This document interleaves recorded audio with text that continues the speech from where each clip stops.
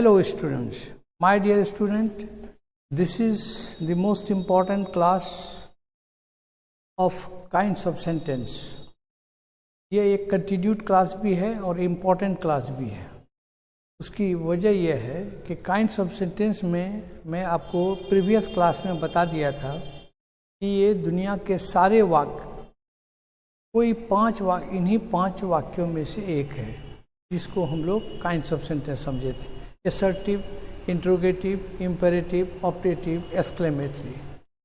Assertive sentence हम आपको बता चुके हैं कि उसमें अफर्मेटिव और निगेटिव होता है. उस असर्टिव के बाद हमने आपको बताया था कि इंट्रोगेटिव क्या होता है. इंट्रोगेटिव भी बताया क्या उसका स्ट्रक्चर होता है. फिर असर्टिव से इंट्रोगेटिव कैसे बनाते हैं वो भी आपको मैं बता दिया था.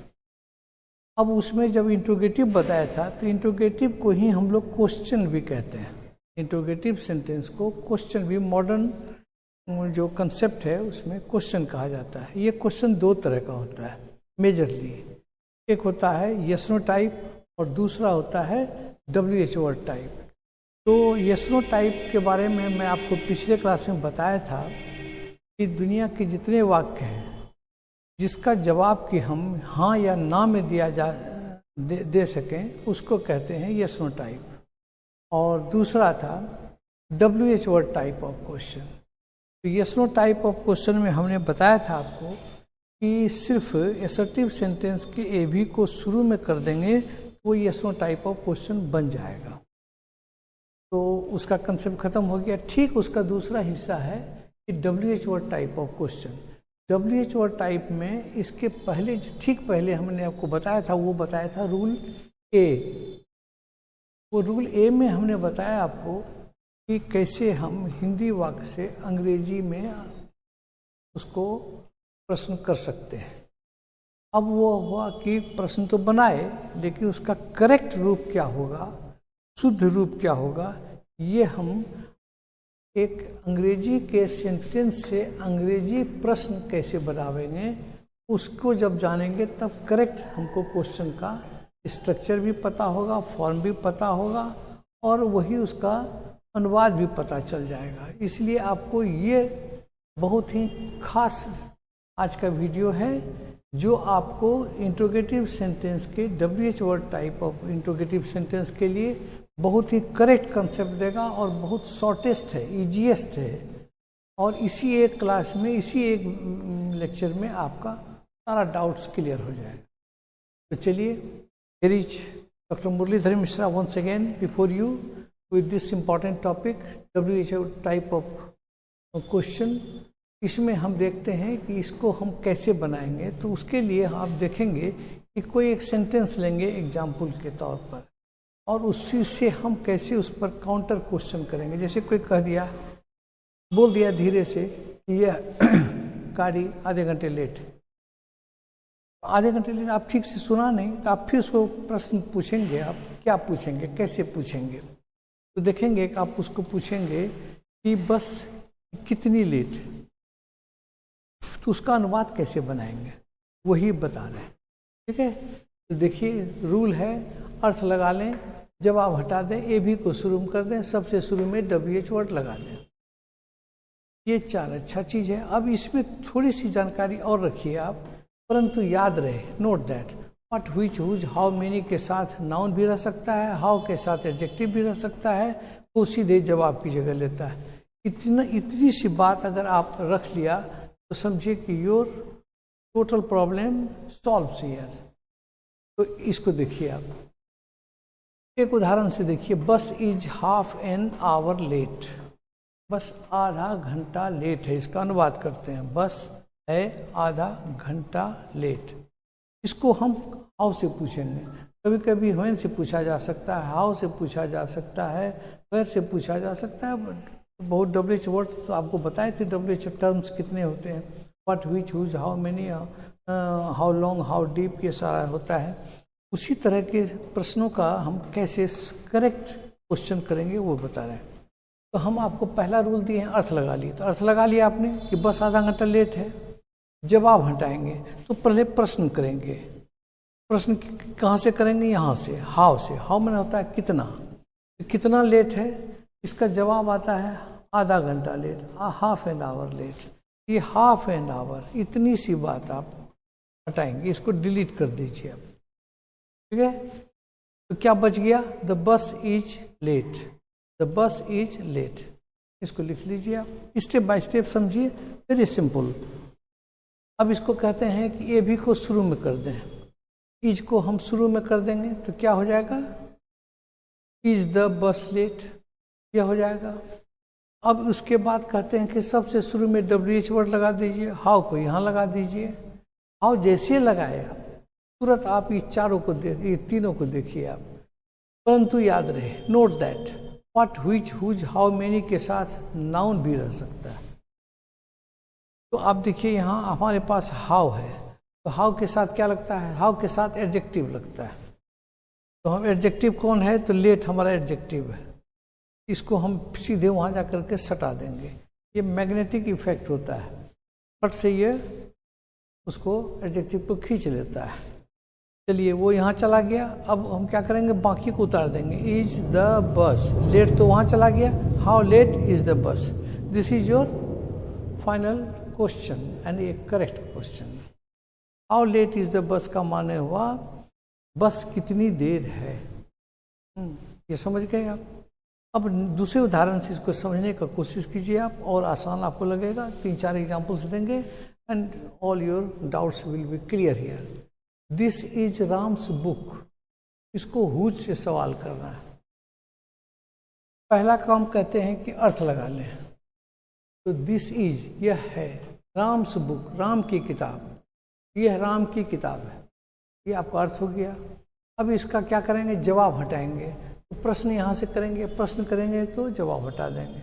याद रखिए कि जब हम प्रश्न करेंगे तो जवाब नहीं बोलेंगे ना, तो जवाब को पहले हटा दीजिए आप। तो क्या हो गया? किसका किताब है या किसकी किताब है, या किसकी भी हो सकता है। तो क्या हो जाएगा? राम की किताब है, तो इसको हटा दिए हम, हटा दिए। अब क्या बच गया? This is book, this is book, ये हो गया। अब देखिए जवाब हटा दिए, ए भी को शुरू में कर दीजिए। ये इस ए इज को हम शुरू में कर देते हैं, तो क्या हो जाएगा? Is this book. कोई दिक्कत? चलिए अब इसके ठीक पहले अब हमको क्या करना है? सबसे शुरू में WH वर्ड लगा देंगे। ये हुज को यहाँ लगा रहे हैं, परंतु याद रहे, परंतु याद रहे ये जो लिखे हैं ये नोटेबल बात है। याद रहे कि अगर व्हाट, व्हिच, हुज ये सब रहे तो इसके साथ नाउन रहता है।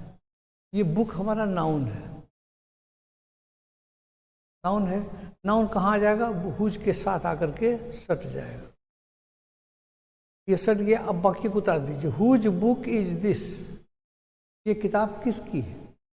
हो गया। कितना सुंदर है और कितना करेक्ट बन रहा है। मैं आपको बता दूं इस जगह थोड़ा सा रुक करके आपको कि WH word type of question मैं अपने करियर में पोस्ट ग्रेजुएशन तक जब पढ़ा तो मुझे ये पोर्शन बड़ा कठिन लगता था जो मैं आज बता रहा हूँ, क्योंकि इसमें बड़ा परेशानी होता था। इसमें कभी what, which, whose WH word के साथ और दूसरा वर्ड भी आ जाए। कभी क्या हो कि कोई वर्ड नहीं रहे, डायरेक्ट बने, जैसे वेयर आर यू गोइंग, हाँ, व्हाट आर यू डूइंग। अब फिर होता था what class do you read in, तो व्हाट के साथ दूसरा वर्ड भी घुस जाता था, तब आता था ऑक्सिलरी वर्ब। इसका स्ट्रक्चर भी ठीक से समझ में नहीं आता था। उसके लिए हमने बड़ा सुंदर रूल दिया है ये, नोट दैट। ये बहुत हाईली मैथमेटिकल है, बहुत लॉजिकल है। आप एडवांस लर्निंग में जब जाएंगे तब इसका पीछे का कारण समझेंगे। इसमें से जितने भी WH वर्ड्स हैं वो सभी WH वर्ड्स जब काइंड्स ऑफ जब आप डिटेल्ड स्टडी करेंगे पार्ट्स ऑफ स्पीच का, तो वहाँ आप समझ जाएंगे इसके पीछे का रीजन क्या है। तो फिलहाल आप यहाँ चलिए कि ये हमको WH वर्ड बनाना है। याद रखिएगा कि ये बहुत पावरफुल चीज़ है। हम कहना ये चाह रहे थे, ये बहुत पावरफुल चीज़ है। ये इसका रियल कंसेप्ट आपको आगे चल करके आएगा कि आखिर ऐसा होता क्यों है, जब आप ये जानना चाहेंगे। अभी तो आप इसका सीधा सीधी करेक्ट रूप बना रहे हैं, आप क्वेश्चन बना रहे हैं, WH word type of question बना रहे हैं, उधर अभी नहीं जाना है। अभी इतना ही रखिए आप कि दिस इज राम्स बुक, तो राम को हटा दिया, ये राम की किताब है। किसकी किताब है? राम की, हट गया, बचा दिस इज बुक। बुक इसका ए बी को शुरू करेंगे, इस दिस बुक, उसके बाद क्या करेंगे, हुज को लगाएंगे, हुज के साथ नाउन को लगा देंगे खींच करके, तो हुज बुक इज दिस हो गया हमारा। दूसरा सेंटेंस लीजिए, यू रीड इन क्लास 10। ये देखिए आप, इसका माने होता है तुम पढ़ते हो 10 क्लास में, तुम पढ़ते हो 10 क्लास, तो यानी कि तुम 10 क्लास में पढ़ते हो। अब इसी को हमको प्रश्न करना है, तो क्या करेंगे? तो सबसे पहले आप अर्थ लगा लिए, अब इसको व्हाट से इसका प्रश्न कीजिए, किस क्लास में पढ़ते हो? तो 10।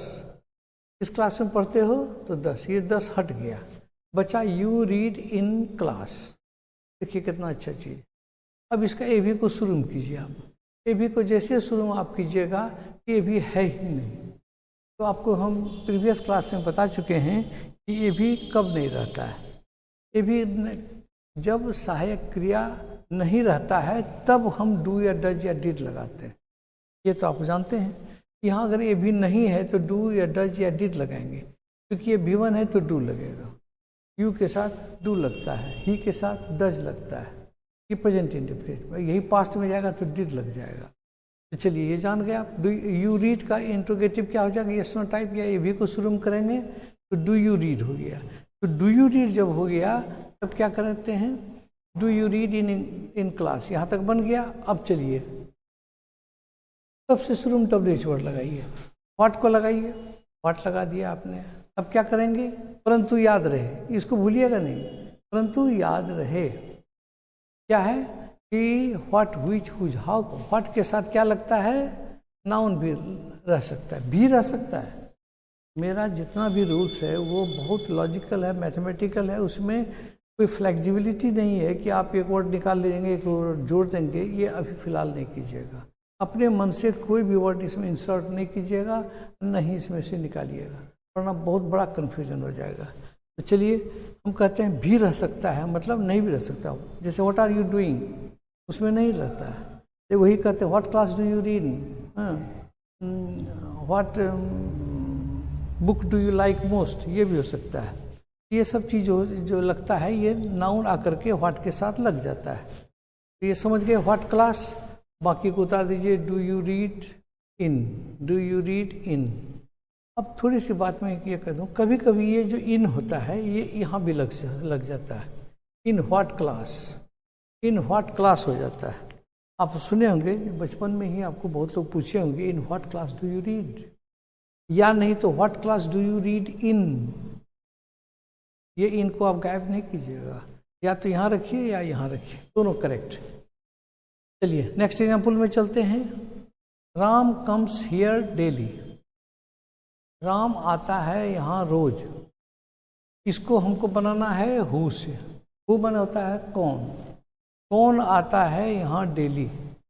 प्रश्न अर्थ लगाए, जवाब हटा देते हैं। कौन आता है डेली, तो राम आता है, तो राम को हम हटा दिए, इसको हटा दिए, डिलीट कर दिए। अब क्या बचा, कम्स हियर डेली। यहाँ स्पेशल रूल हम बताते हैं, ये स्पेशल है, SPL लिखा हुआ है। तो यहाँ हु जो है सीधे जवाब की जगह लेता है, ये टूटता नहीं, ख्याल रखिएगा। एक समुच्चय WH वर्ड में यही वो परिस्थिति है जब ये टूटता नहीं है, सीधा सीधा बनता है। तो चलिए ये हो गया जवाब, राम आता है डेली। कौन आता है डेली, तो राम, तो राम हटा दिए और सीधे जवाब की जगह, इसी जगह आप फटाक से हु लगा दीजिए, बाकी को उतार दीजिए, कुछ मत कीजिए। क्या हो जाएगा, हु कम्स हियर डेली, सीधा सीधे बन गया, कोई दिक्कत नहीं। हु कम्स हियर डेली, ये 2 ही स्टेप में बना, और सब 3 स्टेप में बन रहा है। ये 2 स्टेप में बना, 1 और 2। अब इसमें देखिए 1 2 3, सब में देखिए 1 2 3, ये 3 स्टेप में बन रहा है, और ये बन रहा है 2 ही स्टेप में, और फाइनल हो जाता है। अब चलिए ये जो नोट दैट का प्रॉब्लम बताए, इसके अलावा इससे ज़्यादा तो रूल हमने दिया नहीं, इससे ज़्यादा दिमाग लगाना नहीं। जहाँ ये सब रहेगा तभी सोचेंगे। What, which, whose, how many के साथ नाउन भी रह सकता है, तो सिर्फ इन्हीं सब केसेज में, हाउ के केस में, हु के केस में हमको ख्याल रखना है कि और कोई वर्ड आएगा क्या, और कोई बात होगी क्या। अन्यथा ये सारा रूल को आप की ज़रूरत नहीं पड़ेगी, डायरेक्ट बनाइए इसी 4 पर। इसी चार्ट पर बनाइए। क्या बनाएंगे आप? जैसे यहाँ देखिए, ही केम हियर फॉर बुक्स, ये एग्जाम्पल देखिए आप, वह आया यहाँ किताब के लिए, किताबों के लिए। ये व्हाई मतलब क्यों, इन होता है। व्हाई मतलब क्यों, वह आया यहाँ किताब के लिए। क्यों आया मतलब किताब के लिए आया। जब किताब के लिए आया तो आप ये किताब के लिए जितना सब बोले आप उसको हटा दीजिए, इसको आप डिलीट कर दीजिए, हटा दिए। अब क्या बचा? ही केम हियर, इतना सा बचा। अब इसमें से बनाना है, रूल कहते हैं अर्थ लगा लें। अर्थ लगा लें मतलब वह आया यहाँ किताब के लिए। जवाब हटाना था, क्यों आया? किताब के लिए, हट गया, बचा ही केम हियर। तो उसमें ए भी को शुरू करना, ए भी यहाँ नहीं है, ए भी यहाँ नहीं है, ये ए भी नहीं है। तब क्या करेंगे? डू डज डिड से बनाएंगे। क्योंकि ये V2 है तो डिड लग जाएगा। क्या लग जाएगा? डिड ही कम हियर, यही बना आपका। उसके बाद क्या कहता है? सबसे शुरू में WH वर्ड लगा ले। 1 2 3 4, 4 रूल हमेशा रखिएगा। सबसे शुरू में WH वर्ड लगाइए, व्हाई। अब व्हाई को जब लगाएंगे तो यहाँ चेक कर लेंगे कि इसमें से तो नहीं है कोई WH वर्ड, इसमें से तो नहीं है। अगर इसमें से है तो ये नियम चलेगा, नहीं तो सीधे लगा दीजिए। Why did he come here, और अंत में क्वेश्चन मार्क। जितने भी क्वेश्चंस हैं आप जानते हैं कि उसके अंत में क्वेश्चन मार्क लगता है। I think this much is sufficient to understand the correct form of question. यही करेक्ट फॉर्म है।